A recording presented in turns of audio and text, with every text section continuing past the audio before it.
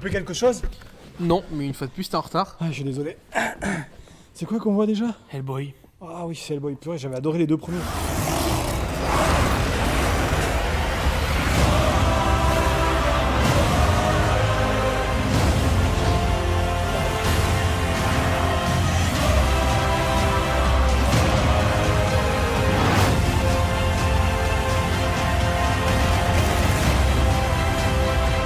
Sois mon roi.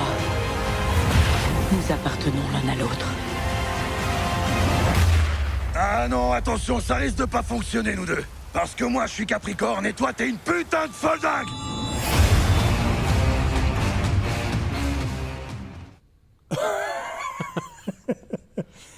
Ouais, pourquoi pas, c'est une proposition. Bon, j'ai l'impression de m'être fait avoir, mais c'est une proposition. Donc, Hellboy. Alors, on ne s'est pas concerté sur le film. D'abord, on ne sait pas du tout ce qu'on en pense. Donc, on l'a vu tous les deux. Mais quelque chose me dit qu'on va être un peu raccord. Bon, Hellboy, c'est un personnage de bande dessinée qui, à la base, a été créé par Mike Mignola. Yes. Qui est une espèce de monstre venu des enfers, qui est dans un univers un peu noir à la Bogart, dans la bande dessinée. Après, le caractère a un peu évolué dans le film de Del Toro. Oui, pas mal. C'était un personnage plutôt plus proche de... Mais c'était une prise de position. De Danny Glover dans L'Arme Fatale, genre j'ai passé l'âge de ces conneries-là, quoi. Enfin bon, c'était un peu le move du film. Ça te donne pas envie de régler ça gentiment et pacifiquement? Oh, ça me gonfle. Il faut rappeler que dans les premiers Hellboy, on avait un enquêteur de paranormal qui évoluait dans un univers un peu gothico-fantastico spectaculaire, voilà, qui lorgnait presque vers l'appel de Cthulhu. Et ouais. Les monstres, il y en a à gogo. Et encore plus dans le numéro 2. Le 1, il a fait un essai. Le 2, il a dit, bon, ça a plutôt pris, moyennement quand même par rapport à la critique, mais ça a plutôt pris, essayons de tout mettre dessus, et le 2, il a tout mis. Ouais, et puis il y a une espèce de mélancolie douce amère dans les 2 premiers, je trouve. Ouais, il y a le fait qu'il y ait cette espèce de... La romance. La romance qui est un peu impossible, un peu à la Roméo et C'est Juliette. vrai que souvent... Même s'ils sont compatibles. Complètement. Voilà. Mais on sent qu'il y a quelque chose de dramatique qui va arriver. Exactement, Voilà. et souvent on critique les romances, et je trouve que c'est un point fort de ces 2 films-là, pour une fois. S'il te plaît, Donc aujourd'hui, c'est le Hellboy de Neil Marshall. Neil Marshall, on le rappelle, c'est le réalisateur de Dog Soldier, The Descent, Doomsday. Moi, j'ai bien aimé Doomsday.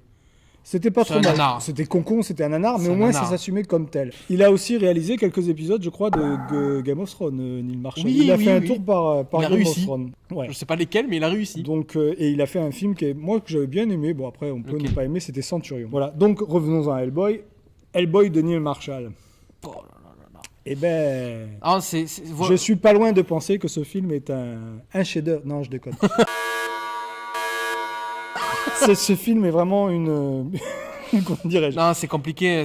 Il est pas bon. Le résumé, c'est qu'il y a une princesse, une reine, je sais même plus ce que c'est. Ah oui, alors c'est Nimue, joué par Mila Jovovich, qui s'est fait décapiter par le roi Arthur. Séparé en plusieurs morceaux à travers toute l'Angleterre. Et après, donc, Hellboy est chargé, via son Broom, son père adoptif, de suivre une secte qui veut récupérer en fait tous les morceaux, de la reine Nimue. Voilà. Bon, enfin bref, c'est très très bête comme histoire. Il n'y a pas de scénario, c'est n'importe quoi. Disons qu'il y a un scénario, mais il est truffé d'incohérences et puis il est surtout très hystérique. On passe d'un univers à l'autre très rapidement, d'un décor à l'autre très rapidement. Et c'est surtout, moi, le problème, c'est que, encore, c'est pas trop Hellboy qui me pose problème, parce que même s'il n'a pas la classe... Son costume est horrible. Il n'a pas la classe de Ron Perlman, on arrive quand même à... Bon, on joue le jeu... Moi, j'adore l'acteur qui vient de Stranger Things, pas que, mais il est très connu dans le rôle du flic dans Stranger Things. J'aime beaucoup l'acteur, j'ai rien contre lui. Passer derrière Ron Perlman, c'est carrément... c'est un monument. No way out. Autant dans Hellboy que dans Son of Anarchy, le mec est un monument. La découverte de Ron Perlman, c'était dans Le Nom de la Rose. Mais ne nous égarons pas. Passer après Del Toro, c'est compliqué déjà de base. Oui, ça certes, mais bon, je crois qu'il faut qu'on en fasse notre deuil.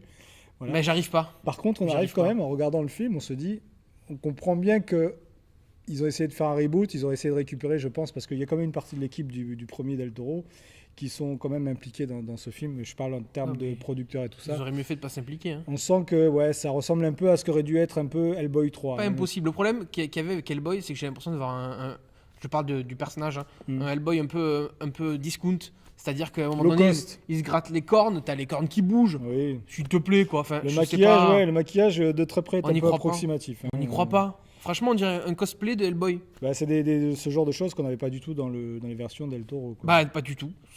Après, c'était le premier, peut-être que c'est pour ça. Mais le premier, même si aujourd'hui il a pris un petit coup de vieux, on y croit. C'est-à-dire que même si on dirait 2 tranches de salami, eh ben, les cornes, elles bougent pas, elles sont Non, là. mais même dans le premier, il y a des tas de petits détails. Il utilise une ponceuse pour se faire les cornes. Voilà, il utilise une Dans son univers, rien que quand on est dans la chambre de Hellboy dans le premier, bah, il y a des tas d'éléments. Il y a les les chats, petits chats, il y là. a les spaghettis, la pizza. enfin, Il y a plein de trucs Les qui- bières et tout ça, les sodas. Mais oui, il y a plein de trucs qui humanisaient humanisent Hellboy. un monstre, Là, ouais. on dirait qu'Hellboy, c'est un adolescent attardé, hein, en pleine crise d'ado, Bah, qui veut casser la gueule à tout le monde. Il est surtout crétin dans ce film. Il est Sans crétin. déconner. Et alors les sidekicks dans ce film, mais on en a rien à faire complet quoi. Ah, mais de personne. Entre J'en ai Daniel rien à- Lekim et la fille, non là franchement, Oh, qu'elle joue mal, mais qu'elle joue mal. en fait je crois qu'ils jouent tous mal. hein, même, Non, Hellboy, il joue bien. Ouais, enfin Il a juste un mauvais costume. Il capitalise sur le rôle de Perlman quand même. hein. Il essaye en fait comme il peut Ah, c'est normal, d'être marrant, mais ça marche pas du tout. Non, quoi. ça marche pas. Le fait que c'est un nanar, c'est que le film se veut sérieux, mais il se plante complètement. C'est-à-dire que ça Mais là, il ressemble est à nul, n'importe il est même pas drôle. Oui, Alors mais- qu'un nanar, c'est censé être drôle. Non, un nanar, c'est un truc qu'il ne sait pas encore qu'il va être un nanar. Ouais, c'est vrai. À l'heure d'aujourd'hui, un nanar, c'est Sharknado, mais ce n'est pas un nanar. C'est un film qu'on essaye de faire passer pour un nanar. Voilà. C'est Là, ça. c'est un vrai nanar pur jus. C'est-à-dire que Neil Marshall Ah, a moi, mis j'aurais dit tout un navet. dedans, mais il s'est planté et vautré complètement. Et puis, il y a un truc qu'il faut dire aussi, c'est qu'il faut arrêter avec ces plans séquences numériques qui veulent se la jouer. Waouh, je te fais un super Ouais, plan et tout ouais. ça. Mais c'est naze, ça se voit. Alors ça a marché sur Kingsman quand ils ont essayé de faire un truc qui C'est était vrai, en Kingsman, continu. à la limite, ouais. Mais là, franchement, vous prenez à n'importe quelle échelle de plan le personnage pour le balancer dans tous les plans pour essayer de faire spectaculaire. C'est laid, c'est ignoble et puis c'est géant. C'est une catastrophe. Ah, mais- Ils sont très, très, très. On dirait des effets spéciaux. Le seul moment que j'ai J'avais mis dans dans le géant, les- c'est quand tu lui balançais sa hache dans la tête et que la tête s'est ouverte en deux. Oui, ouais, c'est Voilà. une scène de gore. Quoi.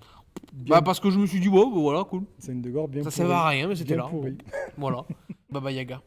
Alors ça, c'est peut-être le seul moment. Je suis d'accord avec toi. C'est Voilà. peut-être le seul moment qui fonctionne parce que là, c'est Ils ont pris des codes de l'horreur qui peu fonctionnent numérique. Il y a un peu un côté baroque avec la maison avec sur pattes. complètement. Un peu à la Tim Burton ou à Del Toro, je dirais même à la limite. C'est peut-être le C'est vrai passage qui est qu'il y a peut-être le plus proche de Del Toro. C'est vrai. C'est le passage avec Baba Yaga. Et je l'ai trouvé sympa. Un Et peu, gore, un et peu- vraiment gore, parce que là on voit Ben vraiment ouais. des petits doigts et des pieds d'enfants qui sont pas en numérique cette fois-ci. Ben Donc, non. Ça a un petit côté un peu.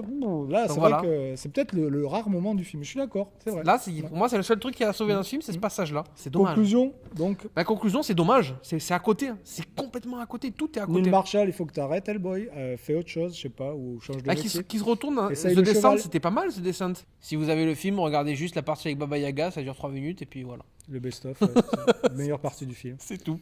J'aurais jamais cru pouvoir dire ça un jour, mais je crois que j'aurais dû aller voir Pikachu.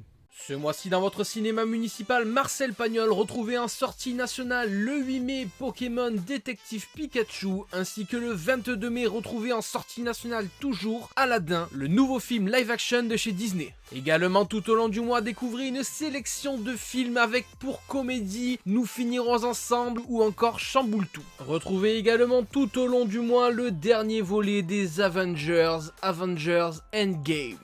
Pour ce qui est des films d'art et essai ou en devenir, nous avons ce mois-ci le film Gloria Bell, Petra, Compañeros, Dieu existe, son nom est Petrunia, et Un tramway à Jérusalem. Et également retrouver le mercredi 29 mai l'Horror Night, une soirée spéciale horreur avec 2 films. À 19h, retrouvez La malédiction de la Dame Blanche, un film de l'univers étendu Conjuring, ainsi qu'à 21h, Cimetière, une adaptation du roman de Stephen King. Bien évidemment, cette soirée est interdite aux moins de 12 ans et les entrées seront au prix de 5 € la séance. Prochainement pour le mois de juin, vous pourrez retrouver Toy Story 4, le prochain X-Men Dark Phoenix, le nouveau Men in Black, la version longue pour la fête de la musique de A Star Is Born, ainsi que Rocketman, le biopic sur Elton John. Vous pourrez retrouver le programme du mois à l'accueil de votre cinéma ou dans le lien qui figure dans la description de cette vidéo. Nous serons ravis de vous accueillir pour toutes vos attentes cinématographiques et nous vous disons à bientôt au cinéma municipal Marcel Pagnol.